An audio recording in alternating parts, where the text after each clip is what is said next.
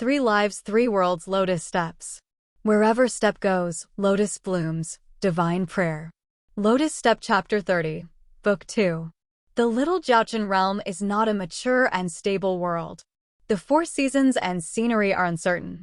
Therefore, when Qingyu was kidnapped by Zhaoxi a few days ago, the realm was still empty and warm in spring. But this time when he entered again, it was already a late autumn in the Gobi Desert. The Third Highness is a powerful god. After splitting the earth to create the sea, taming the huge waves, and taming the 4 beasts, he still had the strength to talk to the princess for such a long time. For this, the Imperial Master deeply admired him. But when the Imperial Master looked at His Highness's expression from a few feet away, he always felt that he was trying to hold on to his strength and would faint at some point. This premonition was very accurate. After clarifying the misunderstanding with Chang Yu and resolving the knot, the Third Highness accompanied the young princess to sit quietly under the Euphratica tree and wait for the sunrise. He passed out as expected by the Imperial Master. The scene was very chaotic for a time. Fortunately, Tianbu was a little fairy who had seen the big world. He firmly judged His Highness that he had just spent too much cultivation and was very tired. He should find a place for him to rest quietly for a while. That's it, the princess and the Imperial Master reluctantly settled down. Together, the 3 of them felt that the Xiaojiali realm was a good place where they would not be disturbed by others, so they used the silent flute to come here. What Tianbu meant was that His Highness appeared in the form of a divine dragon, split the earth and created the sea, and acted against the will of heaven. This matter must have shocked the 9 heavens. There was such a big fuss. Why didn't the superiors immediately send a general down to catch them? That's because, after all, Jichangshan is a place with very strict rules. Taking people is not a matter of a word from the Heavenly Lord. There has to be a meeting where the gods from all walks of life come together to sum up and decide which god will take on this important task. Get people from the lower realm. After the person is selected, the Heavenly Lord has to sign an edict and send it to the immortal who is responsible for this important task. He will then go down to the realm with the edict, so that there is evidence to rely on. This set of procedures usually takes less than an hour or 2, and 1 day in the 9 heavens is equivalent to 1 year in this mortal world.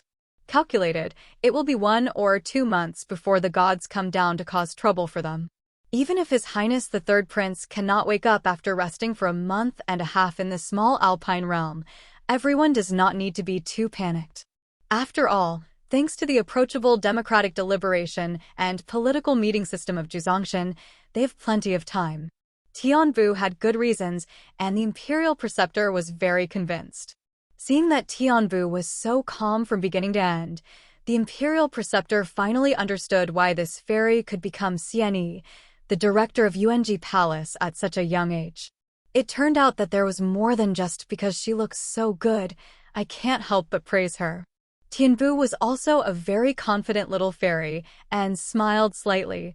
To be honest with the Imperial Master, if I rank second among the immortals in charge of the 9 heavens, there will indeed only be the important person in Taichung Palace who is serving the case of Emperor Donghua.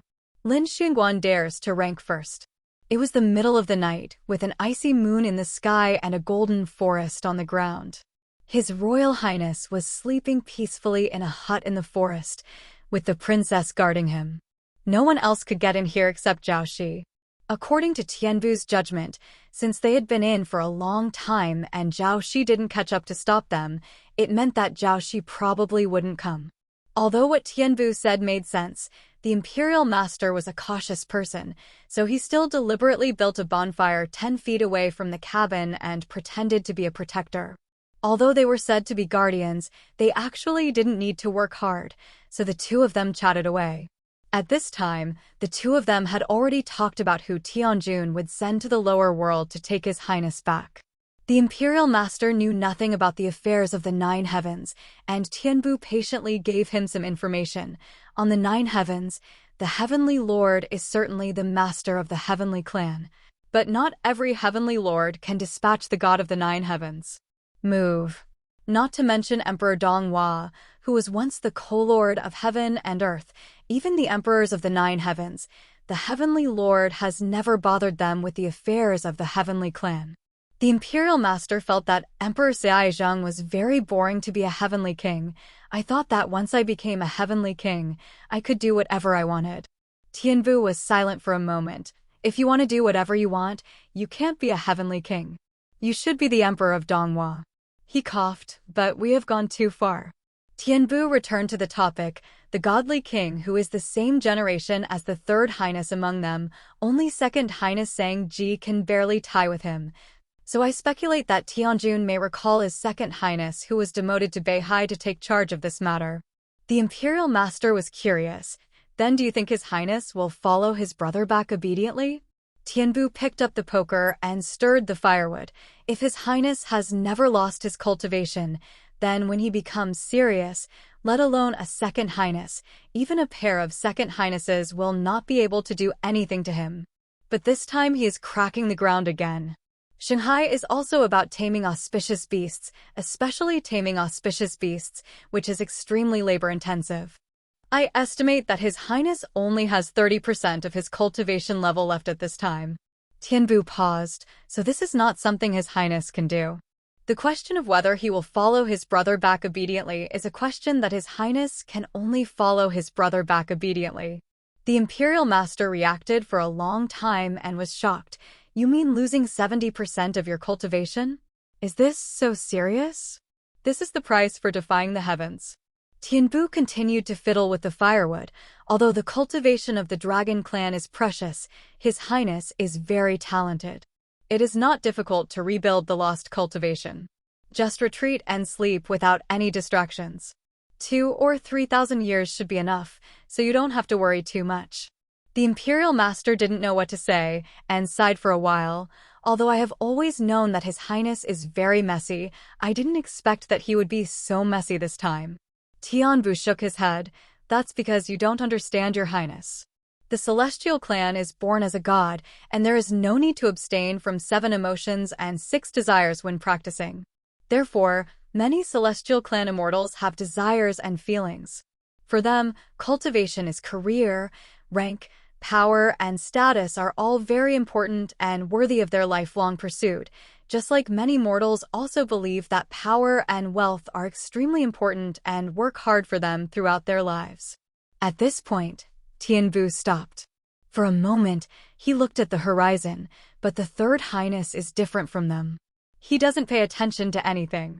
Cultivation, rank, power, and status are never rare things to him.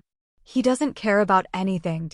Seeing the Imperial Master thoughtfully, Tianbu smiled slightly. Of course, now His Highness has something he cares about. He cares very much about the princess's affection for him. How about using his cultivation that he doesn't care about in exchange for what he cares about? From His Highness's point of view, isn't the princess affection an extremely profitable deal? After listening to Tianbu's words, the Imperial Master felt that his own values had been challenged, but on the other hand he felt that what she said still made sense. What you said makes sense. The Imperial Master affirmed Tianbu dully, but at the same time he had another question. It is good that Your Highness and the princess are in love now, but in the future, Your Highness will if you are destined to be detained back to the 9 heavens. Will the princess go with you? Tianbu doesn't know what will happen next. I'm not a know-it-all after all, she said after a moment of silence. They both sighed. When the Third Highness woke up, he felt the slight vibration of the silent flute in the underworld, and immediately realized that they were in the Shao realm at this time. Then he noticed the focused gaze beside him, turned his head, and looked when Changyu was lying on her side next to him. Her apricot-like eyes widened slightly, her eyes filled with shock and joy, as if she couldn't believe it. Many images flooded into his mind, and His Highness the Third Prince's extremely intelligent mind clarified what happened after he fainted almost instantly. Tianbu must have taken the initiative to bring them here, and Changyu was worried about him. So, always stay by his side. In this simple wooden house, a dim lamp was burning on a small wooden table just a few steps away. The light was actually a bit dim. His Highness the Third Prince turned sideways and faced the girl who was lying quietly with her hands by her cheeks and looking at him for a moment. Just as he was about to speak, the girl suddenly stretched out her hand and pressed her floral-scented palm against his eyes. His vision went dark, he blinked and quickly retracted his hand. He raised his eyebrows slightly. "What's wrong?" Qingyu hugged the hand that had just been withdrawn and put his palm unconsciously on his chest. He said in a daze, "You're awake." Looking into the young man's eyes, he was still dazed. "Am I dreaming?" The young man also looked at her. "What do you think?" She frowned slightly, as if she was thinking, and her eyes showed a bit of confusion. "It must not be a dream. You blinked, and your eyelashes are so long. It makes the palm of my hand itchy." It does seem like something silly she would say. The young man laughed, took her hand, and kissed her palm. "Well, Ayu didn't dream. I really woke up." That light kiss made Chengyu tremble slightly. In that slight trembling, she finally had the real feeling that the young man had woken up. Her eyes gradually brightened. "Ah," she whispered, in a thankful tone. She sighed softly and softly. "Sister Tianvu said that you have to sleep for several days and let me rest on my own." Fortunately, I didn't listen to her. After sighing, worry came to mind again. Although her eyes were still bright, her eyebrows were she wrinkled slightly and moved the hand he held in his palm. "Brother Lian-san, how are you feeling? Are you feeling uncomfortable anywhere?" The young man shook his head, let go of her hand, and scratched her nose. "I'm fine. I spent some energy first and was just a little tired. I'm feeling much better after taking a rest." This wasn't a lie. After a rest, of course, it is impossible to recover the 70% of the lost cultivation level, but the spirit and strength have indeed been restored a lot. She looked at him for a while, still frowning, then lowered her head and hugged his arm, burying most of her face in his arm. He couldn't see her face, but could only see her loose hair draped softly behind her back. Her green hair was as graceful as a pool of ink that couldn't be melted, or like a piece of dark satin. He was always smart and good at reading people's hearts. He immediately felt her melancholy and couldn't help but lower his voice and asked her, "You know I'm good, but you're so unhappy. What's wrong?" She shook her head gently and did not speak immediately. After being quiet for a while, she answered his question. "When Brother Lian-san was sleeping, I thought a lot." Her soft cheeks were tightly separated by the white silk sleeves. She leaned against his arm and said in a hazy voice, "The earth will split and the sea will rise. God will definitely send down punishment, right? Then what should we do in the future?" She raised her head. Her pupils were as clear as a clear spring. It was so scary that with the blink of an eye, a thin layer of mist arose on the spring, making the face look confused and worried. "Very pitiful. Will you leave me? His Highness Lian-san has been a god for more than 40,000 years. As the most beloved son of the Heavenly Lord, he is used to doing whatever he wants. He is responsible for almost all of the countless extraordinary things in the 9 heavens. Finally, in recent years, his second brother Tangqi had overshadowed him by breaking into the demon-locking tower without permission. Unexpectedly, only a few decades later, he would regain his throne calmly and calmly. However, although they both do extraordinary things, there is still a big difference in the styles of the Second Highness and the Third Highness. The Second Highness went his own way out of love and left no way out for himself, so he was demoted for the first time he broke the rules. However, the Third Highness never acted recklessly. For example, this time the earth was shattered and the sea was born.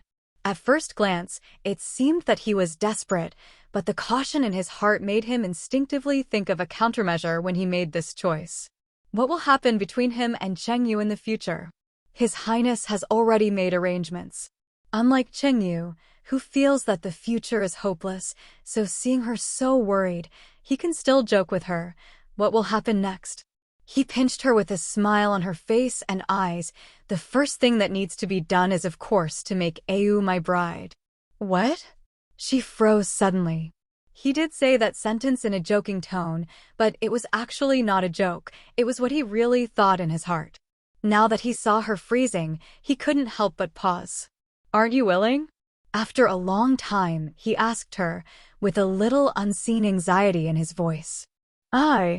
The word popped out between his lips and teeth, but Changyu didn't know what to say next. He only felt a surge of heat. The redness spread from the tips of her ears and soon spread all over her face. The small face is like a blooming piano leaf coral, so innocent and yet so gorgeous. She bit her lip, as if she was shy or annoyed. You don't be joking. But after saying this, before he could answer, she immediately couldn't hold back anymore and pulled gently. His sleeve said to him expectantly, Brother Lanson, you are not kidding, are you? In the dim light, she looked up at him. Her eyes were very soft, like a peach blossom falling into the spring water, causing a little ripple. The ripples circled into his heart, making him want to reach out and hold it. Live. She was really cute, charming, and alluring. When he thought about it, he couldn't help but move his hand to her cheek. After returning from Bayway, I had a dream one night, he said to her softly. This was a complete non-answer, but she listened very carefully. I dreamed that you said you liked me and wanted to be my bride. He caressed her face, and when he said this, his cheek came a little closer to hers, his voice lowered, and he finally returned to her question. You asked me if I was joking, but I wasn't joking. Their foreheads were almost touching their foreheads, and the bridges of their noses were touching. His voice became lower and lower. What about you? In the dream, were you lying to me? Hanzai, the ambiguous words between her lips and teeth rang in her ears like a murmur, like a breeze, a dark cloud, or a white downy feather, touching the bottom of her heart, making her shiver.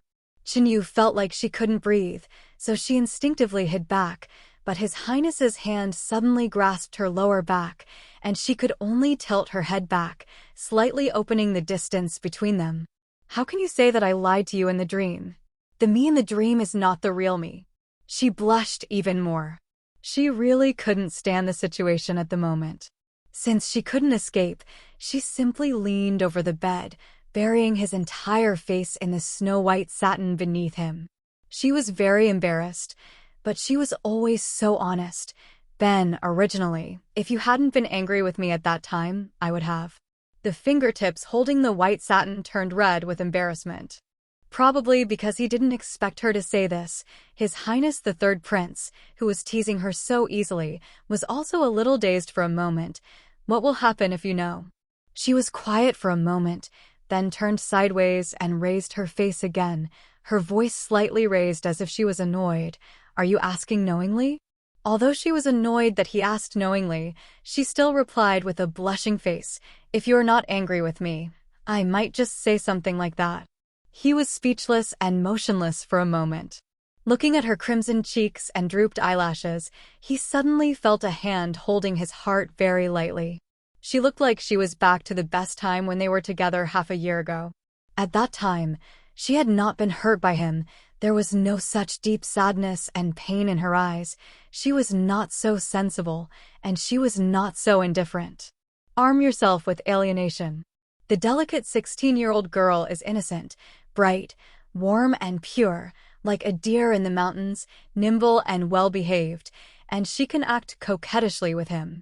Now she is back to the way she was at that time, the way he was attracted to her in the first place. He looked at her intently, and she lost her voice in his sight. She shuddered when he suddenly leaned forward. His lips touched her lips lightly, and her forehead was against hers. I like it very much that Ayu is so honest to me, and I will be honest with Ayu. She didn't speak, her whole mind was occupied by the kiss. She raised her fingers and gently touched the corner of her lips that he touched. She immediately realized that this action was a bit silly. She squeezed unnaturally with her fingers and tried to do it habitually. She pulled it back close to her chest, but was held by him. He brought her hand to his lips, tilted his head slightly, kissed the back of her hand again, pressed it against hers, and continued to talk to her in a low voice. As you said, I acted against the will of God, and God does indeed there will be punishment. And in about 1 month, an immortal will be ordered to go down to the lower world to get me. Before then, Ayu, I will send you back to the capital. Chinyu blinked and slowly responded to his words. Then very quickly, he woke up from the dreamlike and ambiguous atmosphere, and his eyes slowly opened wide. She unconsciously grabbed Lian San's sleeves, her voice filled with panic. "What do you mean by sending me back? Are we going to separate?" As if anticipating her uneasiness, he held her hand comfortingly. "I need to go back to the 9 heavens to accept punishment. Although one day in heaven is 1 year in this life, I will ask Emperor Donghua for help and punish me. It's limited to 7 days, and after that, I'll come back to you." She stared at him blankly, the blush fading from her cheeks, creeping up to her eyes, and soon filling her brows. She opened her mouth, but no words came out. She opened her mouth again and made a pitiful voice. Can't you take me back to heaven?" He really can't. No matter how much he wanted to, he couldn't. The lessons he had learned from the past were still fresh in his mind, and he would not allow himself to make the same mistake as his second brother. There will be no good in a head-on confrontation with Tianjun. It's not safe to take you to heaven. I'll leave the Imperial Master and Tianbu to take care of you. Just wait for me here. He couldn't bear to part with her, but only in this way could we make both sides considerate. He put his hand on her face, brushed the corners of his lips with his thumb, and tapped lightly on the dimple, as if he wanted to make her smile again. "I will come back to you immediately after the punishment is over. And I will bring you with me when the time comes. You leave, okay?" She was quiet for a long time and probably thought about it for a long time. Finally, she nodded sensibly. "I listened to you," but there was a hint of crying in her voice. This time she did not hide the crying, as if she wanted to make him feel distressed on purpose. But for Brother Lian San, we are only separated for 7 days, but for me, we will be separated for 7 years. 7 years is a long time. Although he has always had a casual and informal temperament, he has always been prudent in dealing with matters he cared about. Of course, he had already considered the 7 years that might become difficult for Qingyu. There is an elixir called Jichin in Laojuan's alchemy room. If you take it, you can fall into a deep sleep. He looked into her eyes and said slowly, "After all, she is a smart girl," and she immediately understood what he meant. "You mean that when you leave, you will leave me a pill of silence, right?" He was silent for a moment. "Although that medicine can make you sleep for 7 years, it will not be uncomfortable for ordinary people to take it." She said without any hesitation, "I'm not afraid." There was still redness on her eyebrows and at the end of her eyes.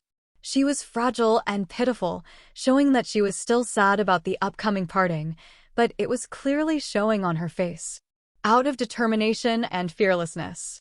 Whether fragile, firm, pitiful, fearless, she was her, this beautiful girl who was deeply in love with him, contradictory and vivid, which fascinated him. He took her into his arms and hugged her tightly. "You and I will suffer a lot from this moment on, but I am very selfish and hope you will suffer for me." She also reached out and hugged him and responded to him in a very soft voice. "I am willing to endure hardship for Brother Lian San." She gave a rare chuckle. "Then how are you going to make it up to me?" He was quiet for a moment and whispered in her ear, "How about I give you a poem?" Outside the cabin, the Imperial Master and Tianbu sat beside the campfire and looked at each. There was actually not much movement between Lian and Cheng in the cabin, but the fire was burning 10 feet away from the cabin, and Tianbu and the Imperial Master were both awakened, so how could they not tell that His Highness the Third Highness had woken up? At that time, he was having a private conversation with the princess. Both of them understood that His Highness did not need them to rush to his bed to greet him immediately, so they both sat there motionless, choosing to stare at the dancing flames in a daze. After being in a daze for a long time, the Imperial Master couldn't hold it back and asked Tianbu, "Didn't you say that His Highness's cultivation level was so depleted that he had to sleep for at least 10.5 days before he woke up?" Tianbu was also very emotional. "It seems that His Highness has worked hard to propose marriage to the princess as soon as possible and make her his own." The Imperial Master didn't know why. Asking for marriage? Tianbu nodded calmly. "The dragon has reverse scales, which will make you angry if you touch them. The reverse scales are the hardest scales on the dragon's body, and they are also the most dazzling scales.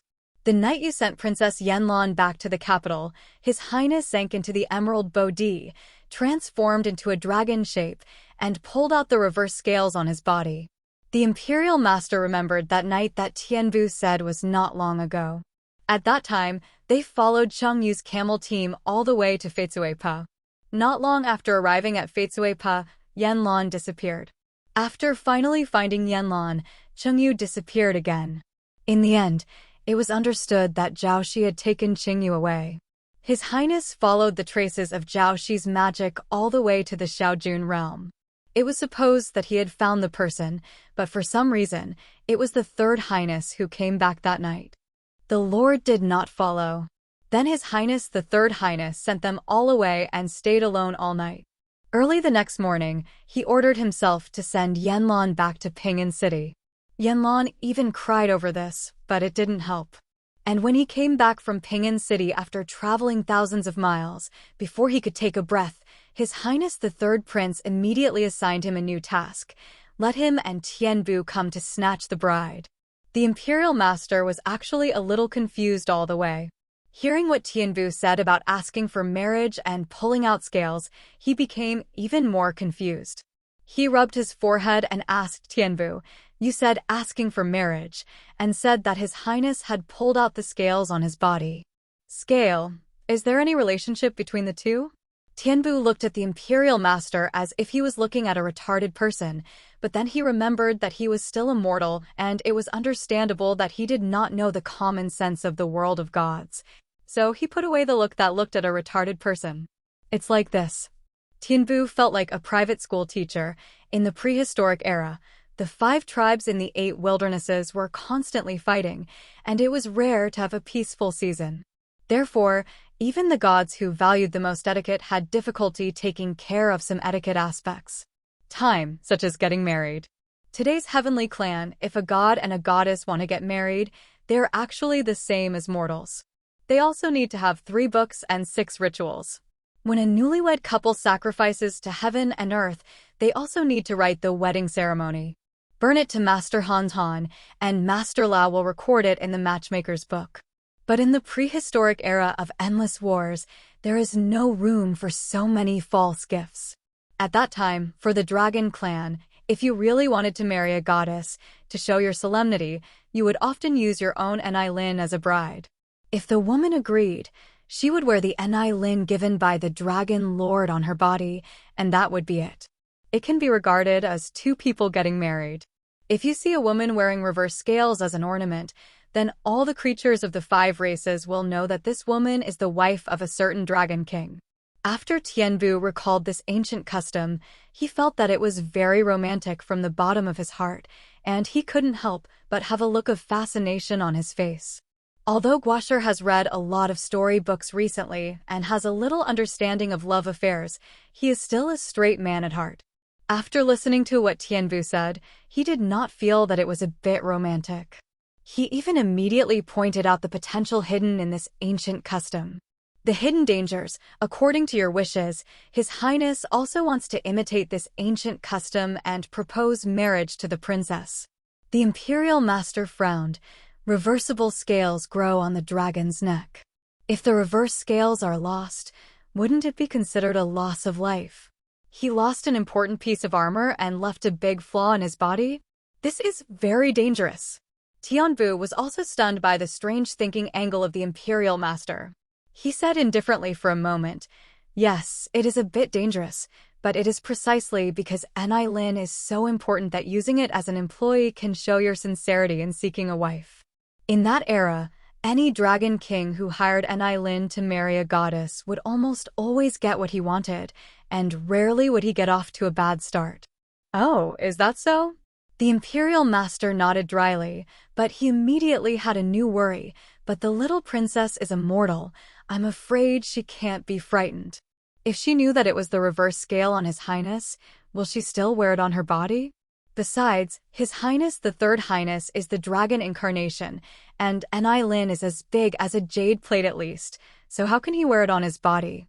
Tianbu was pleased that the Imperial Master finally asked a competent question. Your Highness took the most brilliant red light of the sunset and beat the dragon scales into a set of jewelry. I took a look at the drawing of the jewelry. It is very beautiful. June the Lord will surely like it. The imperial master was surprised. Made into a set of jewelry? Tianbu pursed his lips and smiled, adding more firewood to the bonfire that was about to go out, and said nothing more. Qingyu had actually seen the set of jewelry Tianbu mentioned before. She had seen it in her dream. But she never knew that the gorgeous ornaments were made of dragon scales and sunset glow. When she said, "A poem to you," 3 times in a row, Qingyu remembered the dream she had had the night before she broke into Nanran tomb in Lichuan. In fact, as soon as she entered this little cypress realm, she felt that everything in front of her looked familiar.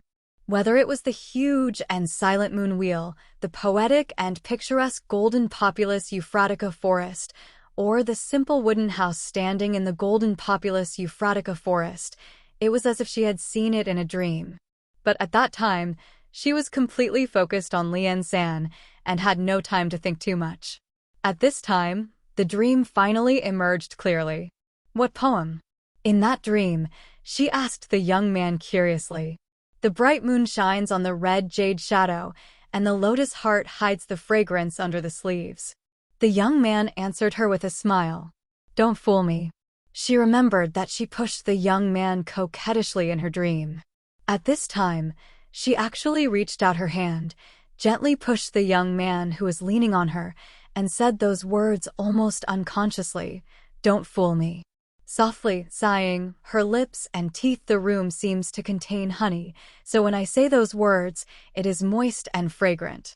And when she said these words to him naturally in such a posture, she suddenly shivered, and suddenly discovered that every detail of their time together was exactly the same as in that dream. There was confusion in the girl's eyes, and she looked blankly at the gauze above her head.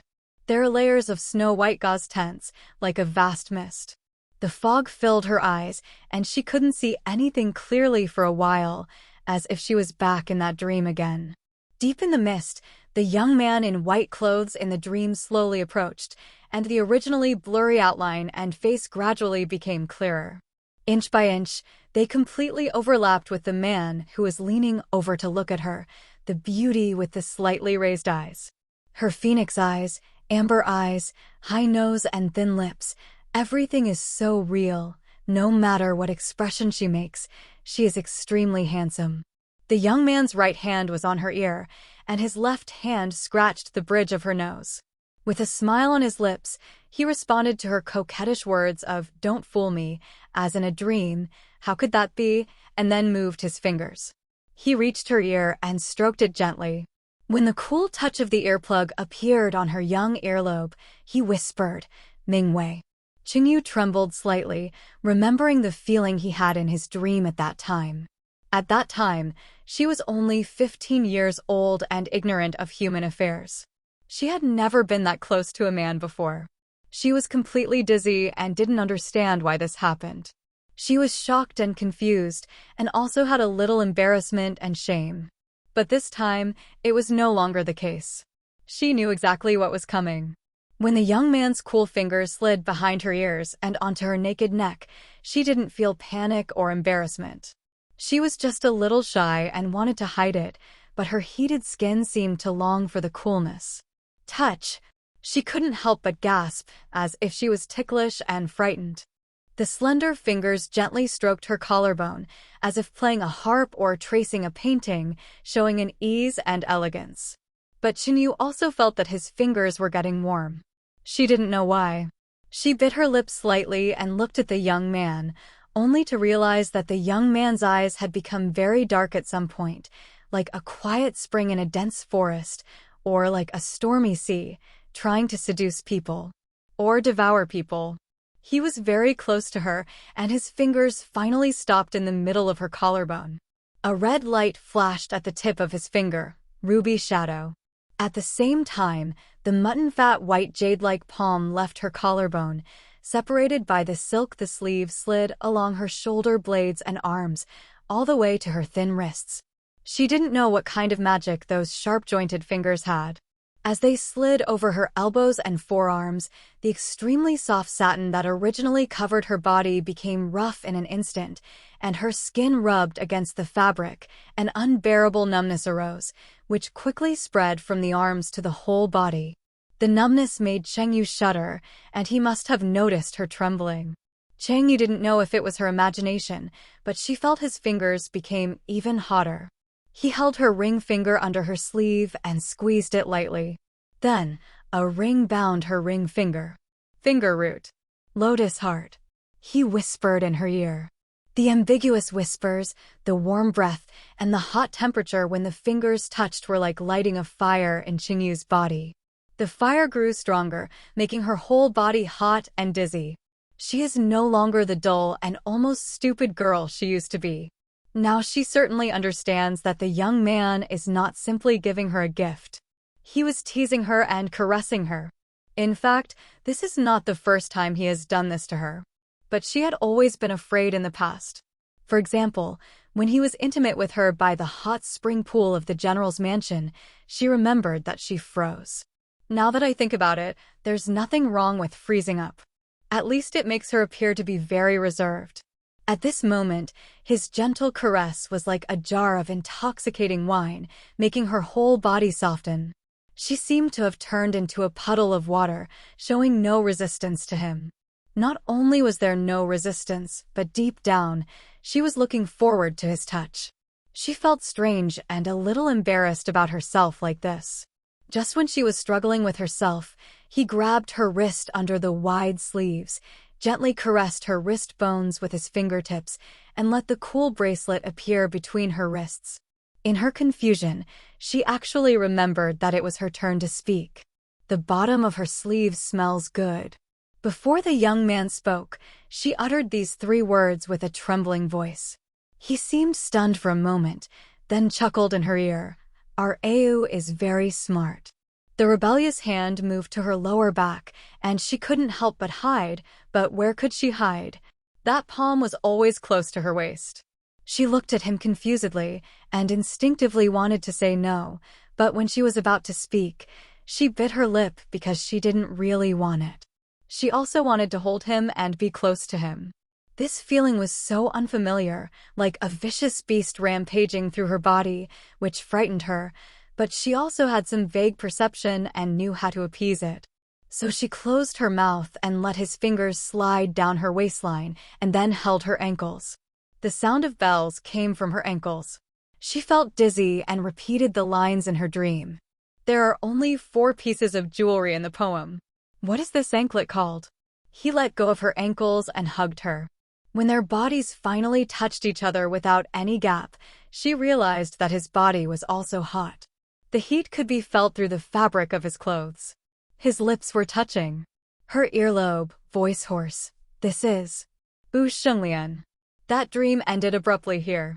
But of course reality cannot stop here. After saying these 5 words, the young man left her a little. But he still looked at her very close, his fingers gently stroking the hair beside her ears, looked at her for a while, and then pressed his lips to hers. This time, he didn't touch her lips lightly before leaving like before. He rubbed her, kissed her lower lip, and sucked her lips.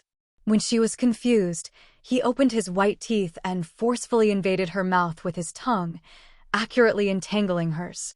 She was forced to raise her head and accept the powerful kiss, her fingers unconsciously tightening the silk fabric underneath her body. They were close to each other, and he could detect every little movement she made, so he immediately took hold of her fingers that were tugging at the sheets, raised them to the top of her head, intertwined their fingers with his, and then kissed her harder. She still didn't understand what desire was, so she didn't realize the danger of this kiss. Their tongues entangled with each other, and such an intimate kiss made her even hotter, but the rampaging beast in her body was finally tamed. After the initial confusion, she felt novel and delighted. She was still hot, as if a pot of water was boiling in her bones and blood, making every inch of her body red, but she also felt comfortable. That kind of comfort is like the warm sun shining on the body in winter, warm, and like the light rain in spring blowing on the face, fresh and warm. Wanting more, she couldn't help but squeeze his hand and raise her head even more, but he topped. His lips left hers. Both of them were panting a little. She looked up at him in confusion and saw that the phoenix eyes were darker. There seemed to be something burning fiercely in the depths of his pupils, which were as dark as dawn and night. He stepped back and pursed his lips, as if he was suppressing something, which was rare. When she looked carefully, the suppressed look seemed to disappear again. "What's wrong?" she asked him blankly. When she opened her mouth, she realized that her voice was too soft to be true. He let go of her hand, and his slender fingers entangled her messy hair that was scattered on the pillow, arranged them behind her ears, and said to her softly, "It's nothing." The action of those slender fingers caressing behind the ears made her feel comfortable. She closed her eyes like a slave, turned her head, and unconsciously held his wrist with her right hand. When she opened her eyes, the thin chain clasped around her wrist rushed into her eyes, filling her eyes. The chain is made of unknown material, like silver, but more dazzling than silver. It is dotted with some small red flowers: bell, camellia, parsley, red lotus, bienin, hibiscus, connected in a string, hanging on the white on the wrist. It is elegant and cool, bright and radiant. Her heart skipped a beat, and she couldn't help but put her right wrist in front of her eyes to look at it carefully. Her eyes stopped on the thin chain for a while, and then moved to the red lotus ring at the root of her ring finger. She hesitated and said, "How can two feel that, Brother Lian San? You didn't give me these to make up for anything." The young man paused. "Then what do you think they are used for?" She murmured, "Such luxurious jewelry seems to be a betrothal gift." After she finished speaking, Fong realized what she had said without any explanation. She immediately lowered her eyes in embarrassment, bit her lip and muttered softly, I'm talking nonsense." "Yes, you pretended not to have heard." But the young man laughed softly. "Why are you so good at guessing? It is indeed a betrothal gift and a brand." He rubbed her plump lips with his thumb.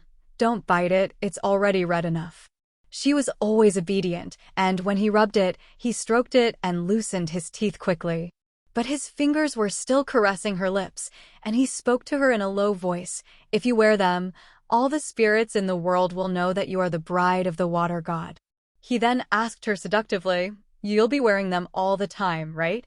He was very serious when he said these words, and when he looked at her, his expression was very focused, as if his heart and soul were tied to her. She was shocked and held her breath, but she was full of joy in her heart, so she nodded quickly and smiled shyly at him. He also smiled, with the corners of his lips slightly raised, and his brows and eyes as gentle as spring on a lonely mountain, and as gentle as the wind and rain, which was her favorite look on him. He lowered his head and kissed her again. They were a man and woman in love, with a fatal attraction to each other. It was the instinct of the body not to be able to resist touching each other, so he did not blame himself harshly for why he always wanted to kiss the girl under him. People in the world don't know where their romance comes from, and it only goes deeper and deeper. He also understands that love is something that cannot be controlled. He originally thought that although love was uncontrollable, desire was controllable, but the experience a moment ago made him clearly realize that he had overestimated himself. So this time, he just lightly tasted those crimson lips like pomegranate flowers, allowing himself to indulge in the floral-scented breath for a while, and then backed away. He fully thought that such a touch was quite safe. But he didn't expect that she would suddenly reach out and wrap her arms around his neck. The graceful girl, with a blushing face and a coquettish expression on her brows, stared at him for a moment with her eyes half opened in confusion, and then without any warning, her lips touched him. She imitated his previous behavior and kissed him carefully, her red tongue pressed against his teeth, green but full of intrusion. He didn't let her pass, and she bit him angrily. She pressed the back of his neck with her soft hands and continued to kiss him and tap his teeth. He never knew she was such a good student, but he was completely defeated by her young but persistent pestering. He knew he shouldn't, but he opened his mouth indulgently, letting her tongue stick in and run rampant in his mouth. She seemed to hate that there was still distance between them. While kissing him, she raised her upper body and hugged him tighter. Her long legs covered by the red skirt also lifted up and put them around his waist. At this moment, he vowed to leave no gap between the two of them, and the delicate arms locked his strong back tightly. He thought that she probably didn't understand the meaning of these actions at all. She was still like a child. If she liked kisses, she would ask for them from him. If she liked to be close to him, she would pester him to prevent them from being separated. She probably didn't understand the consequences of doing so. In front of him, she was always very frank, as white as a piece of paper, but he wanted to make many gorgeous paintings on that white paper. Everything is out of control. He closed his eyes and suddenly pushed her down on the bed. When the young man turned his back on himself, Qingyu closed his eyes. She couldn't explain why she had so boldly pursued him when he stopped halfway. Maybe it was at that moment that she suddenly remembered that he was the god of water, and when she was in Lichuan that day, she caught up with him from the ancient cypress in Zitan Mountain.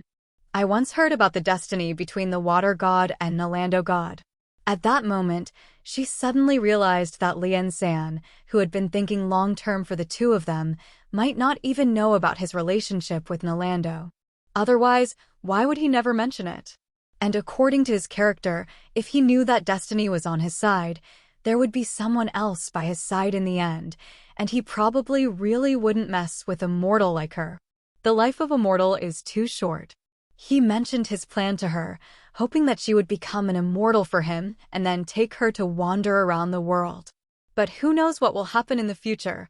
She suddenly discovered that what she could grasp was actually him in front of her, and what she could hold in her palm was only the joy of the moment. This made her sad for a moment, but he had already worked hard for her to this point. No matter how pessimistic she was, she would not live up to the hardships the two of them had endured, so she immediately thought that it was good to have the joy of the moment by his side at this time. It was herself, and seizing every moment with him was what she needed to do.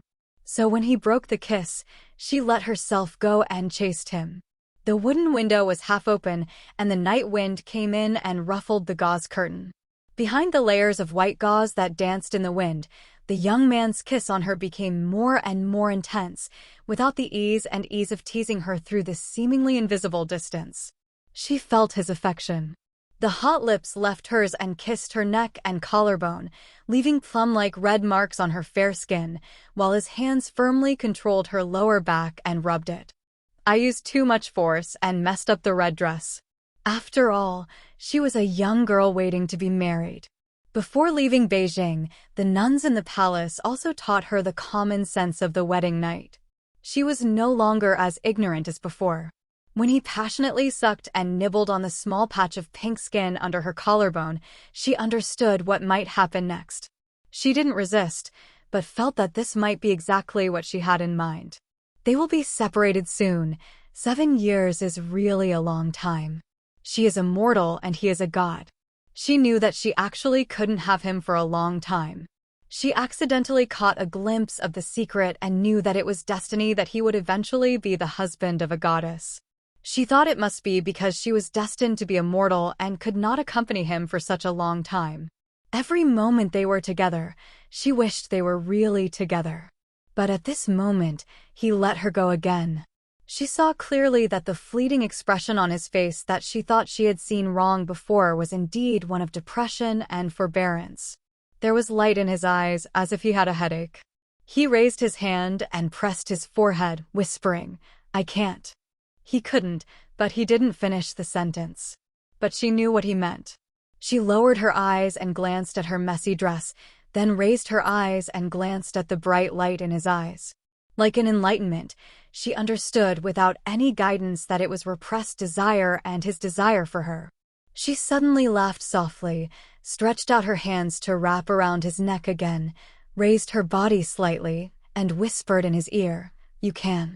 She took the initiative to kiss him, like a pampered raccoon slave, nibbling his earlobe, whispering seductively, "Every moment with Brother Lian San is important.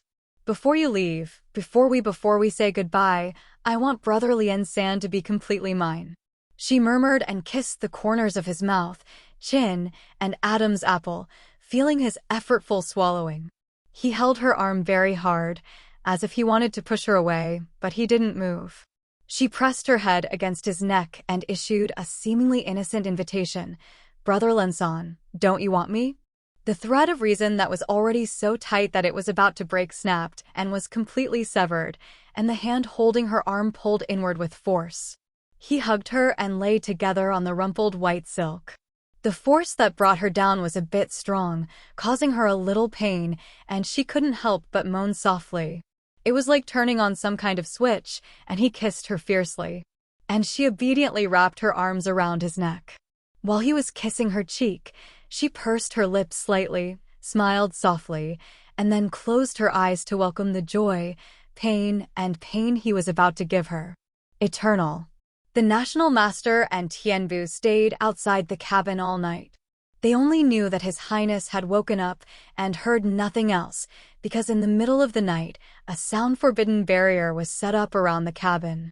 The Imperial Master guessed that the two of them had a lot of private things to say and didn't want outsiders to hear. Tianbu smiled faintly after hearing the Imperial Master's speculation and moved the bonfire without comment. At dawn, the wooden door of the cabin was pushed open with a creak, and His Highness the Third Prince appeared at the door wearing a robe, his long hair spread behind him, and his expression was a little lazy. Tianbu hurried forward to greet him. "What are your orders, Your Highness?" His Highness the Third Prince only said one word: "Water." Then he turned and returned to the house. Tianbu hurriedly ran back to ask the Imperial Master, "There is nothing here, and I don't have the magic power to help me. I would like to trouble the Imperial Master to change his mind."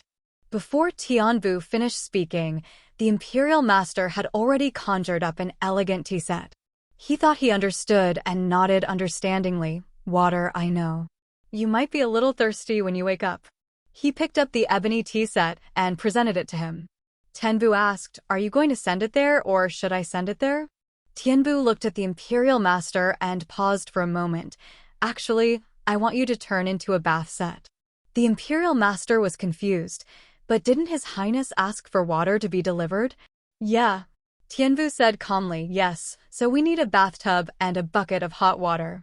The Imperial Master thought for a moment. "Ah." After saying this word, his face turned red immediately. You mean. Tianbu did not feel embarrassed at all, showing the qualities that a personal maid should have, and smiled calmly. "What does this mean?" "It shows that ancient customs do not deceive us. If you ask for marriage with dragon scales, you can really be invincible." Success. He looked at the Imperial Master again and said, "Your Highness may need a tub that can accommodate 2 people bathing together. Please do the trick." The Imperial Master was speechless, so he had to follow Tianbu's request, and he transformed into a large bathtub and a tub of hot water, and also transformed into a 4-wheel cart. Tianbu happily pushed the 4-wheeled cart to deliver water, but after finishing all this, the Imperial Master sat a little lonely by the campfire, having a little doubt about the meaning of his many years of practicing Taoism. The morning light first appeared on the horizon, gradually illuminating this lonely golden forest. Another nice day. End of Lotus Step Chapter 30, Book 2. By Tangqi English translated using Google.